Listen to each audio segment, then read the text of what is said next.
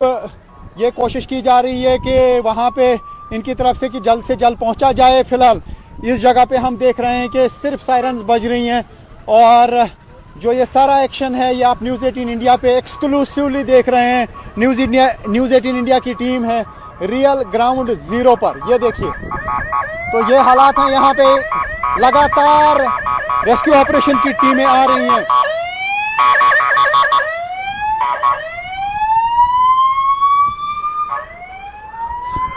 तो ये देखिए रियल ग्राउंड ज़ीरो की कवरेज, जहां पे है एक्शन वहां पे है न्यूज़ 18 इंडिया की टीम। युद्ध क्षेत्र में रियल ग्राउंड ज़ीरो से रिपोर्टिंग कर रही है न्यूज़ 18 इंडिया की टीम। फिलहाल हमें लग रहा है कि यहीं पर जो है ये आसमान में बिल्कुल हमारे सामने जोरदार धमाके हुए और ऐसा लगता है कि यहां पर ही बाद में ये मलबा गिरा होगा रॉकेट का या मिसाइल का, क्योंकि इंटरसेप्ट किया गया है आसमान में इन मिसाइल्स को। ईरान की तरफ से लगातार जो है इस तरीके से हमले किए जा रहे हैं और यहाँ पे यही लगातार देखने को मिल रहा है, चाहे जेरूसलम हो, चाहे टेल अवीव हो, हाइफा हो, जितने भी शहर हैं बड़े बड़े इस्राइल के, वहाँ पर इस तरीके से लगातार हमले किए जा रहे हैं।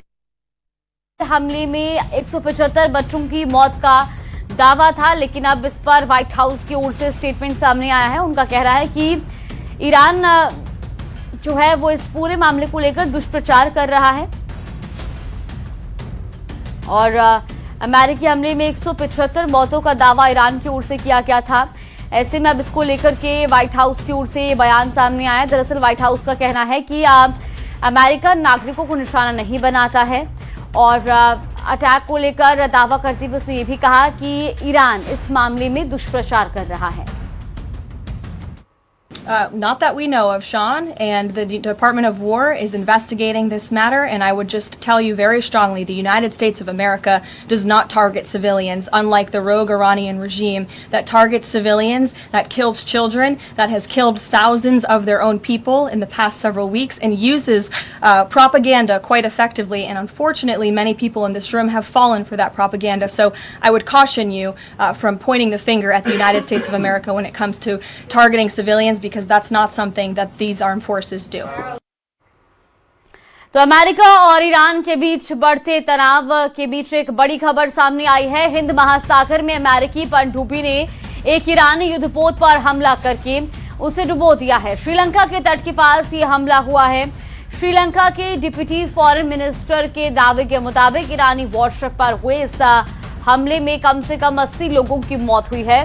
श्रीलंका की नेवी ने 32 घायल नौसैनिकों का रेस्क्यू कर उन्हें अस्पताल में भर्ती कराया है।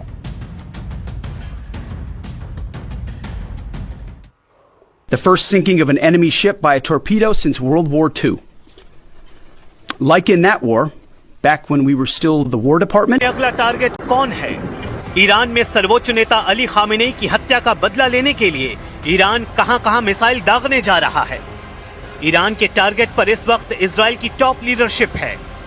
इजराइल के प्रधानमंत्री बेंजामिन नेतन्याहू, इजराइल के रक्षा मंत्री इजराइल काट्ज, इजराइल के सेना अध्यक्ष इयाल ज़मीर और इजराइल की खुफिया एजेंसी मोसाद के चीफ डेविड बार्निया। इन 4 लोगों के खून का प्यासा हो चुका है ईरान। ईरान में हमले हो रहे हैं, इजराइल में मिसाइल गिर रही हैं। जहां इजराइल की खुफिया एजेंसी मोसाद ईरान में एक्टिव है, वहीं ईरान के खुफिया हिटमैन इजराइल में टहल रहे हैं। ये बात नेतन्याहू भी बहुत अच्छी तरह जानते हैं और यही वजह है कि इजराइल इस वक्त ईरान का सबसे बड़ा टारगेट बन चुका है।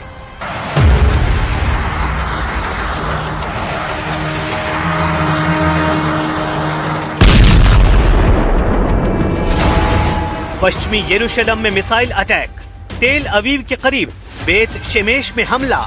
चंद घंटों के अंदर तबाही वाले ये 2 वीडियो पूरे इजराइल को परेशान कर रहे हैं। मिसाइल हमले देखिए, उससे मची तबाही देखिए। ऐसे हमलों को रोकने में पूरी तरह नाकाम साबित हो रहा है इजराइल। इस वक्त जो है फिर से सायरन बज गई है और लोग जो हैं वो इस वक्त भाग रहे हैं शेल्टर की तरफ। बम शेल्टर जो हैं, जो सेफ शेल्टर से वहां की तरफ जा रहे हैं। तो सायरन्स लगातार बज रही है, उसका मतलब है कि मिसाइल अटैक होने वाला है ईरान की तरफ से या फिर लेबनान की तरफ से। सुन सकते हैं आप। लेकिन नेतन्याहू का हौसला बुलंद है। नेतन्याहू साफ कर चुके हैं कि खामेनेई के बाद जो भी होगा वो मारा जाएगा। इजराइल किसी को नहीं बख्शेगा।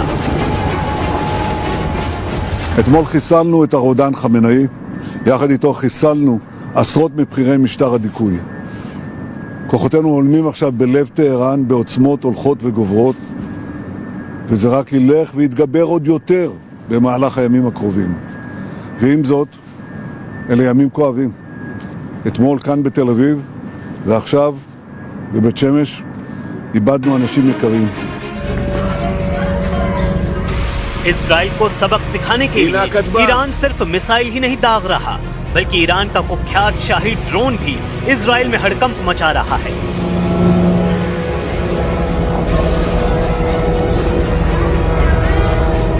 ये वीडियो उत्तरी इजराइल से आया है, जहां ईरान का शाहिद 136 ड्रोन अपनी बदनाम आवाज के साथ तेजी से उड़ रहा है।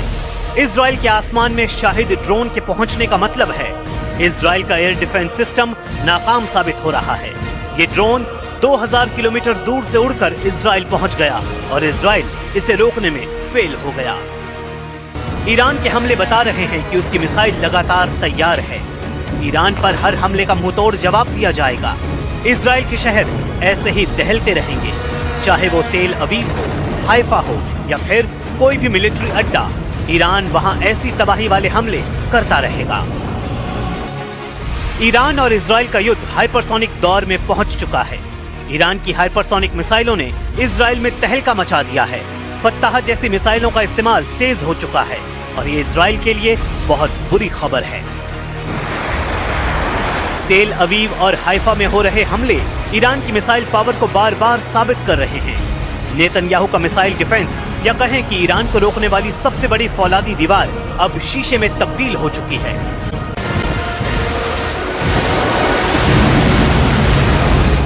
बेत शेमेश में हुए हमले के बाद के हालात देखिए।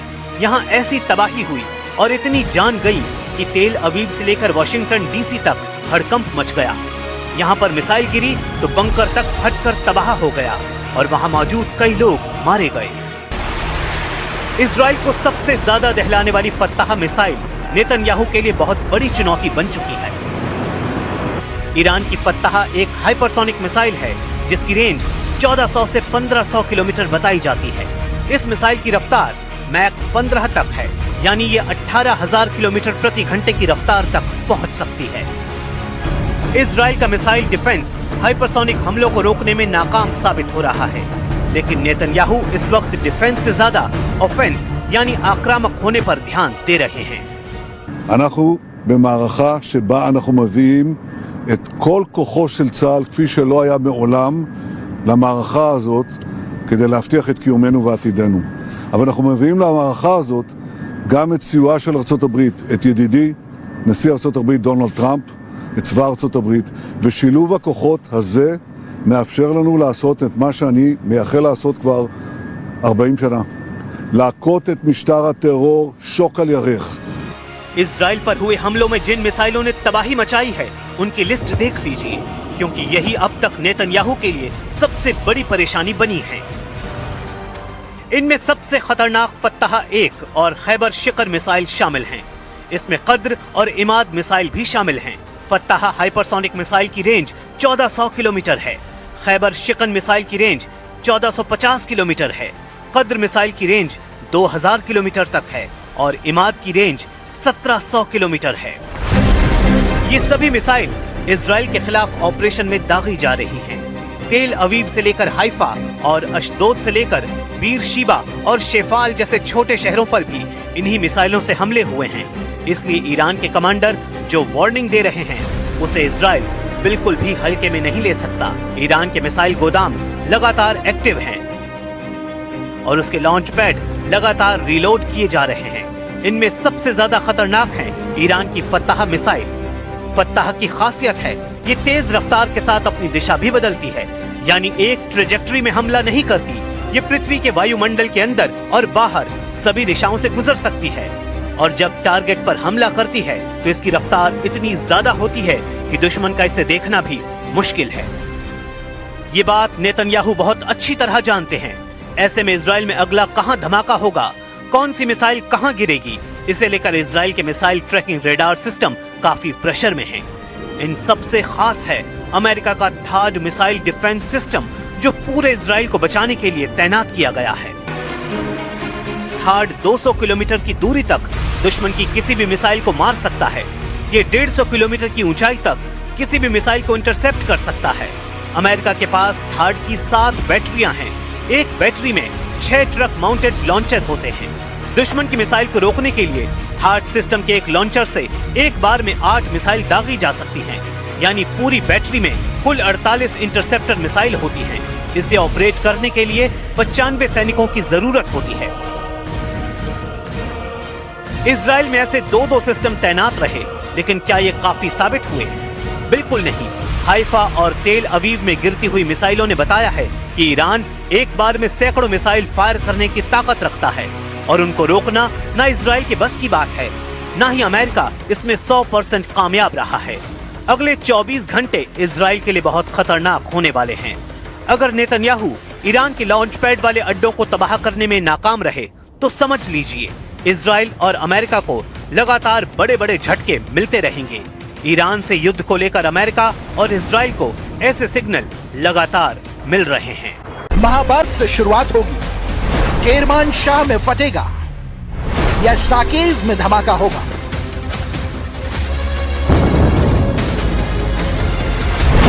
ईरान में विद्रोह की साजिश, कुर्द करेंगे माइंड ब्लास्ट। तेहरान की सुबह एक बार फिर धमाके की आवाज से कांप उठी। दक्षिण पूर्वी तेहरान का आसमान हवाई हमलों के बाद धुएं के बड़े गुबार से ढक गया। जंग के 5वें दिन अमेरिका और इजराइल ने फिर तेहरान पर एयर स्ट्राइक की।